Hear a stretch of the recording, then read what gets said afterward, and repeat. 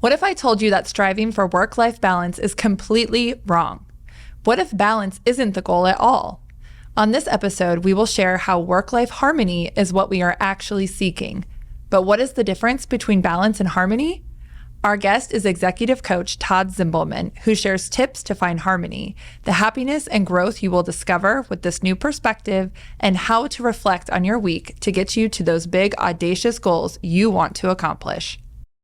Welcome to Lift Your Future, a podcast that teaches you coping skills through stories, methods, and proven techniques to improve relationships and outcomes in your personal and professional life. I'm Nicole Winkler, a licensed therapist and executive coach. On this podcast, we'll share relatable life experiences designed to help you grow. I will provide easy, practical ways to develop thoughts, feelings, and behaviors to impact your life, both personally and professionally. My goal is simple: to help you lift your future. Well, welcome back, Todd. Thank you. Thank you so much for being on today. Thank you. Yes, I know we had talked a few weeks ago about, Co-Create, which is your business, your coaching business, which I'm so proud of you. And you're doing amazing things out there in our community, in people's lives. And so thank you for the work that you do. And so it got me thinking, you asked me a question. Maybe it was a couple months ago, maybe 2 or 3 months ago. And I've actually said that to somebody else that was a guest on this podcast as well. And I've reflected that back to many other people. And I've said it was not my question to begin with. It was your question that you asked me. So I'm actually going to pose it, and then I want you to explain it to me. Okay. And I'll share my input as well. So we hear a lot about work-life balance. How can we find balance? And we're all striving for that. And we are busier than we've ever been before. And we are accomplishing, kind of less self-reflection, things for us. I feel like, in our society as a whole, we do a lot for work, we do a lot for our families, and not necessarily taking that time for ourselves. And then I hear, self-care obviously is very important.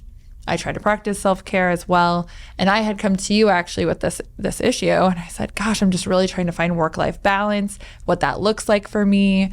And you asked me, do you remember what you asked me?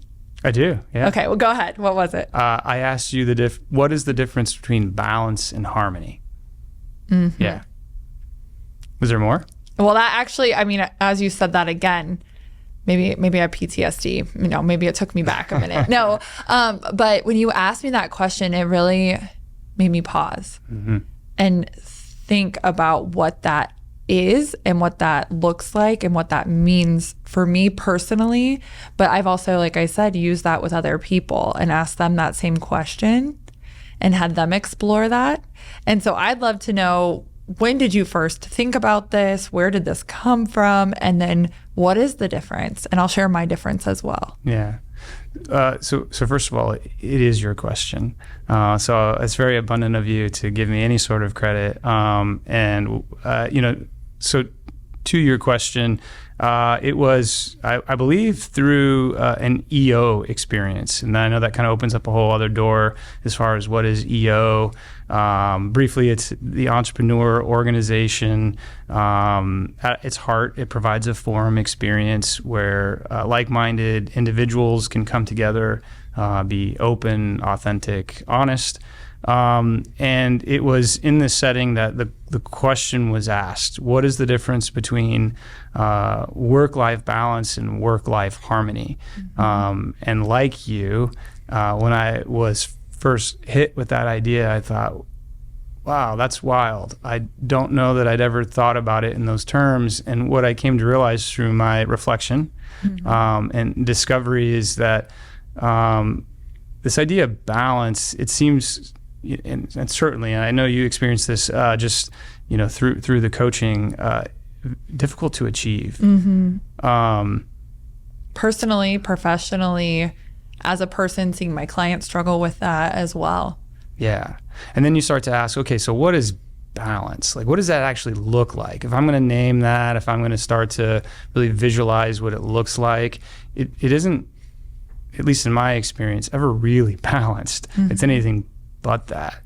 And so when I start to then incorporate this idea of harmony, I understand, so balance, I think it's probably appropriate for us to name it's that there's some equality in it, right? It's, we think of the scales and it's balanced. I think of a teeter-totter. Yeah, right. Very similar to the scales though, but I have to take one thing from over here on the left side and put it over on the right side. There's only two sides to balance when it comes to the scale or comes to a teeter-totter. Which is another wonderful point, right? Because it implies exactly that. There's only two things. And so when we start to consider all of the areas of our life, all of a sudden we're like, okay, so this is actually maybe unachievable versus this idea of harmony. And then if we start to really think about, okay, well, what is harmony? And for me, and I'd be curious to hear your thoughts, or for the sake of this, hear your thoughts. There's something quite fluid about it. Harmonious. Yes. Go ahead. I feel that you got something there. No, go ahead. Go ahead. So, when I start to then really evaluate the buckets, we talked about this last time, right? Because we were talking about goal setting, annual goals, and the way that I really approach that is thinking about the buckets of my life or categorizing it in buckets, and I think, again, why that comparison works for me is I can think about filling that bucket. And so, relating that to harmony, what I understand, at least at this point in my life, is that there may be times where I may be more focused on my work or my family.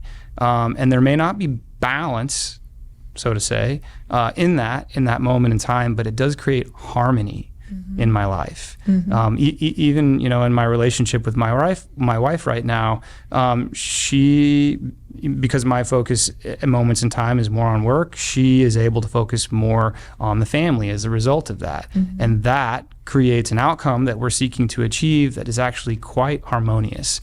And what I would offer is that she's actually quite good at some of those things that I'm not as good at. And then we're really able to also tap into our strengths. And again, as a result, what it creates is this very harmonious, virtuous dynamic. And I hear happiness in there as well, or fulfillment. For sure. Yeah. So the first thing that came to mind when you asked me about harmony, what that means to me, I thought of music on a page. Cool. And listening to music, and I was visualizing, the notes and how the notes go up and down. And if you have a choir, for example, like I sing in choir, then I have my part and you have your part, but it all flows together and all sounds great. And I might have more of that at times, and you might have more of that at times, but they ebb and flow together. And they make hopefully a beautiful sound. But that's what I think of when I think of harmony, and that it ebbs and flows in a really unique and beautiful way, and it's different for each and every person. Yeah. Go ahead. So, the next thing to that, right? So we're really starting to maybe distinguish the difference between balance and harmony. What's appropriate? Relating it back to, I like that you took it back to happiness, right? Okay, so what is harmony? And I think this is the next thing. And again, I'll use the buckets, because one of the things that I've identified for myself is it's really about being aware of my values. And we've talked about values, and then frankly, how that relates to boundaries. Even I read I have it here, a definition of boundaries that I read the other day that I really liked. It said boundaries are a system of limit setting that protects a person from being a victim. And I know that can be a hot button, that's just that word for some people, and contains a person so that he or she is not offensive to others. And to just elaborate on that and why I really like this quote, thinking of boundaries as a system for limit setting so that it protects us from becoming a victim. And certainly when I think of a victim, it's that we are considering ourselves powerless, right? And I like that definition. Thank you for defining that. Because I don't think any of us ever thinks of ourselves as victims. We don't ever want to think of ourselves as victims. And yet what happens, and certainly I see this through the work also, is that there's something that we may be quite in tune and aware of that we're not taking action on because of some sort of fear, or because we're predicting an outcome that's limiting beliefs, fortune telling. Right. So again, incorporating this idea of boundaries with our values, right? So, really in the work, by identifying, and for myself, I say the work for myself and for others, by identifying those values, then we can start to really tap into those buckets, which then allows us to achieve harmony, full circle. I love that. Yeah. And I'm just going to add a little bit more to that. Please. Is our value system. Something I have found in my work as well is we don't necessarily, when did we ever assess ourselves for our core values? Like, what are my values as a person? And that was a very fruitful exercise for me to go through. And I enjoy taking clients on that journey as well, because not just for your business is great. We need to have values as well to live in our businesses, but also how are we living personally? And there's a very big difference too between aspirational values, like the values I really want to have, and then the values I actually live in. And so really there can be really misalignment or non-harmony? I don't know. No harmony. Sure. Among those values as well. So really, what are my buckets? What are those? And how to identify what those are? Yeah. So, I mean, again, just going back to this idea of balance versus harmony, I think that's certainly, even per our conversation, that's the place where I would seek to challenge. And I've found so much value in challenging myself in that. And again, going back to even this setting and our first conversation in terms of setting those goals, which that's coming up. I already have, for myself and for clients, we're talking about next year and what that looks like. It's a very effective way to really approach your day-to-day, to create happiness. Yeah. Happiness and harmony. Harmony, yep. I like that. I love that, actually. So I know that you also go through a practice, which I love. And I would love for our listeners to hear this practice that you do. It's a tool that you use, and it is a process of self-reflection. So, the importance, I guess, to talk about the importance of self-reflection, being aware of ourselves and what our day has been like, what our week has been like, what our year has been like. It's this process. And that is through, we have experiences, but it really just provides knowledge for us. It doesn't necessarily provide wisdom. There's a difference between that. I was listening to a podcast actually on the way in about that. Knowledge, we can know a lot of things, but do we have the wisdom to use them? Wisdom comes with experience. And I think even going further into that, it comes with self-reflection on that experience. Yeah. So quick, because there's quite a few things that you said in that occur to me. It's interesting, and maybe this was from the same source. I heard this on another podcast. I'll do a shout out to the Knowledge Project. I'm a big fan of the Knowledge Project in Shane Parrish. I forget who the interview was with, but it was recent, and they were talking about the difference between experience versus expertise. And so maybe this was it, but no, this was not it, but I love this. Go. Okay. Yes, so please share this. Okay. Both valuable, right? Experience, expertise, both valuable. But the distinction really with, how do we achieve expertise? It does require experience. It requires failure. And so in naming that, that to me is, I'm willing to go test and do things that are maybe outside of my comfort zone, and I might fail, however we define failure. But through the experience, through the failure, and through that last piece that you just pointed out, the reflection, because then I'm evaluating the things that maybe I failed on, and not just failed on, but really this reflective piece of looking back so that I can best determine how to move forward. This is how we achieve expertise. I love that. Yeah, and so, and go ahead if you're going to say something, because the other thing that you said that, you're talking about emotional intelligence, right? I mean, this is literally emotional intelligence, and then we break down the quadrants of emotional intelligence for the sake of our conversation. It's self-awareness, and as I increase my self-awareness through this reflection process, then I can choose to manage differently, right? It's the awareness that feeds the management, because now I understand the things that are happening for myself, that I can choose to take different actions to get different results, which gives me new awareness. Yeah. And gives me a hopefully more fulfilled, happier life. Absolutely. That's the hope. That is the hope. And that is actually the outcome. I can speak from personal experience. Yeah. So, yeah. So going, actually, it's wonderful how you're tying this together, because even again, the difference between work-life balance, work-life harmony, and achieving harmony and happiness, and then, the practice that you're referring to. So what it is I have an accountability phone call every Friday morning at 7 a.m. I have a friend, a colleague, a partner. He's my accountability partner, and I'll call him at 7 a.m. and he'll say, "Tell me why your week is better off this week." And frankly, it's something that I learned through a previous entrepreneur that I was working with. And this question, it really challenges me, as it would, I believe, challenge anyone, to really think on the week. What happened during the week? And what is the criteria for which I'm evaluating? So it's on a 1 to 10 scale. So that's part of it. I rank it. So I rank on a 1 to 10 scale. Why am I better off? And I'll name a number, and then I qualify that. So I quantify it, I qualify it. And in that, I'm literally creating bullet points and a list of things that happened over the week that help me justify, aside from just what I'm feeling in that moment. Because oftentimes what I discover is that I may be feeling a certain way in the moment, maybe less than.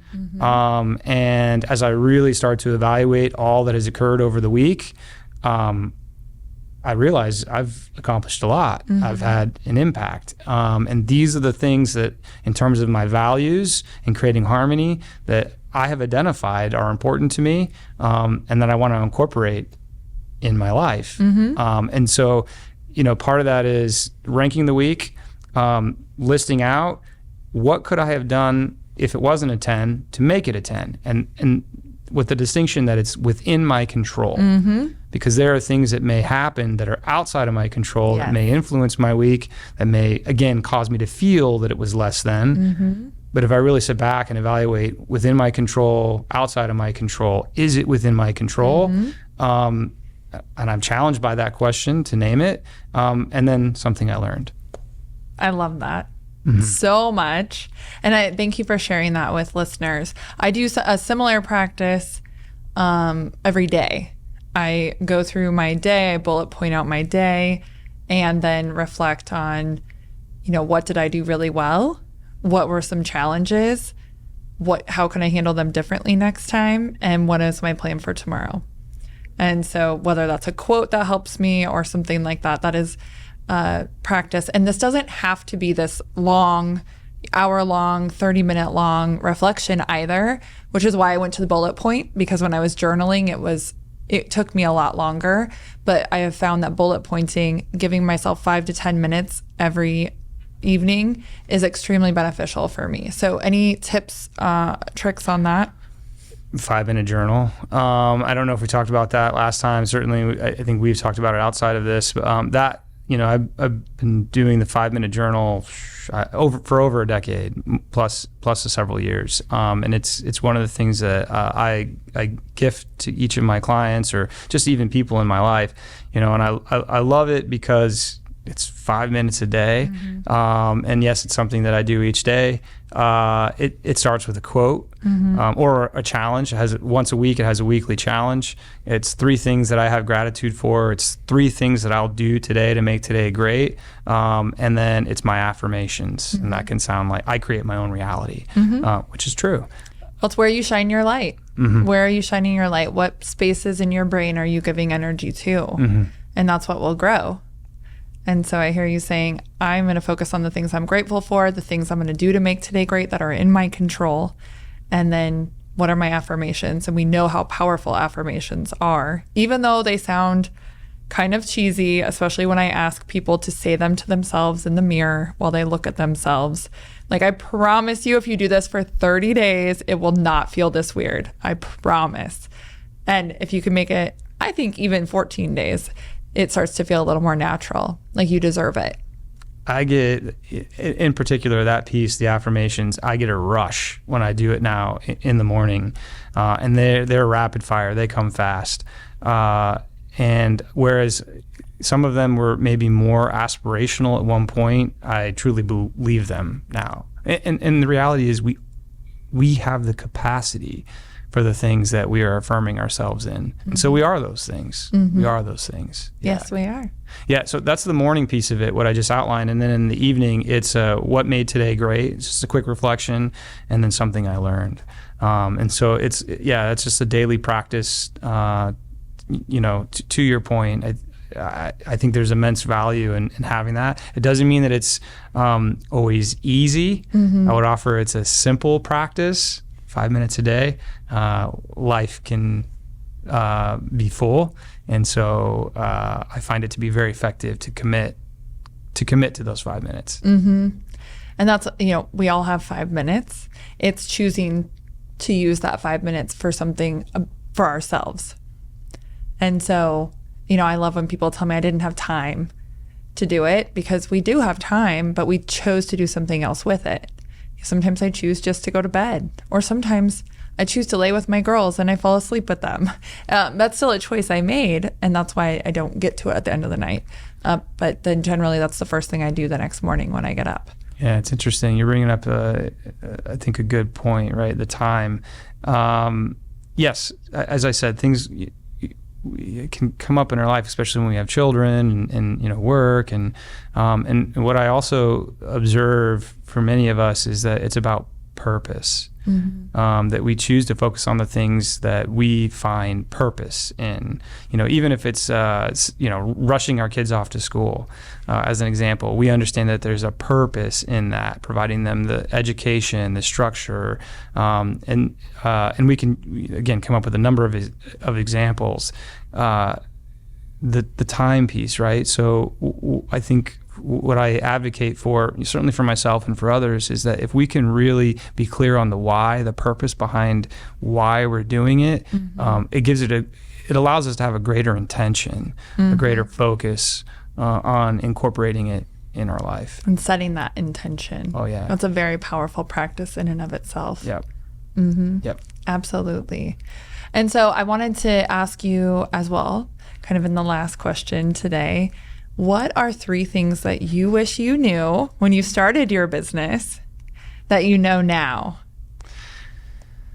That I know now. I thought about this question. This is an interesting one. I don't know if there's any particular order here, but I just wrote these out. The first one that I wrote down was that fear is a positive indicator. Last time we talked about the comfort zone to growth zone, and what exists right outside that comfort zone is the fear zone. And what I also said is that we may fail to recognize that is an indicator of growth. And I don't know that, even if that were told to me, which it wasn't, but if it were, I don't know that I could have absorbed that and understood it. Because where I've experienced the greatest fear is where I experienced the greatest growth. There's so many things that are unknown and uncertain, and that's okay. That's okay. It's an opportunity. It if is nothing else to learn. It is an opportunity, right?